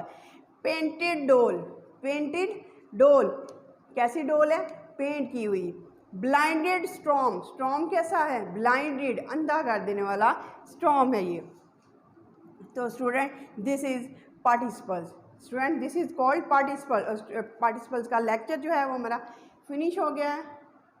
वर्ब की कैटेगरी में द मोस्ट इम्पॉर्टेंट टॉपिक जो अक्सर जो है वो हमें कहीं भी नज़र नहीं आता, हम इतनी सारी वीडियोस देखने के बाद भी देखते हैं कि वर्ब ऑफ इनकम्प्लीट प्रेडिकेशन होता क्या है। वर्ब ऑफ इनकम्प्लीट प्रेडिकेशन ये क्या चीज़ है, ये किसको कहते हैं। तो स्टूडेंट्स आज हम इसी कॉन्सेप्ट को पूरा करने जा रहे हैं कि verb of incomplete predication, verb of incomplete नामुकम्मल होना, प्रेडिकेशन। अब एक ऐसा वर्ब जो नामुकम्मल रहता है, जिसको एक ऐसा वर्ब जिसके बाद कुछ ऑब्जेक्ट का होना ज़रूरी होता है, एक ऐसा वर्ब जिसके बाद ऑब्जेक्ट का होना ज़रूरी होता है और सिर्फ वर्ब से काम नहीं चलता, उसको हम बोलते हैं verb of incomplete predication. For example the baby seems happy, the baby seems happy. अब सीम्स अगर हम हैप्पी को नहीं लगाते students, the baby seems, baby नज़र आता है कैसा, अब the baby seems sense clear नहीं होती, बच्चा नज़र आता है। The baby seems happy, the baby seems sad, the baby seems gloomy।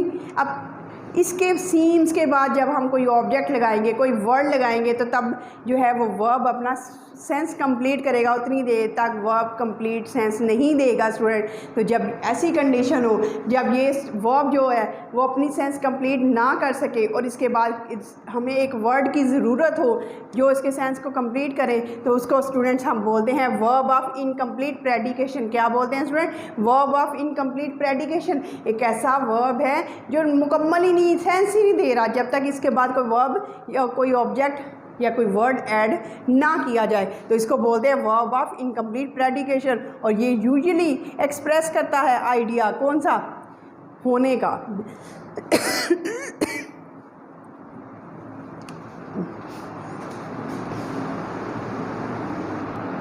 Ji students, seems ऐसा वर्ब है जिसके बाद एक वर्ड का होना ज़रूरी है। जब ऐसा वर्ब जिसके बाद कोई वर्ड ऐड करना ज़रूरी होता है और उस वर्ड को ऐड करने के बगैर सेंस कंप्लीट ना हो, तो उसको बोलते हैं वर्ब ऑफ इनकम्प्लीट प्रेडिकेशन।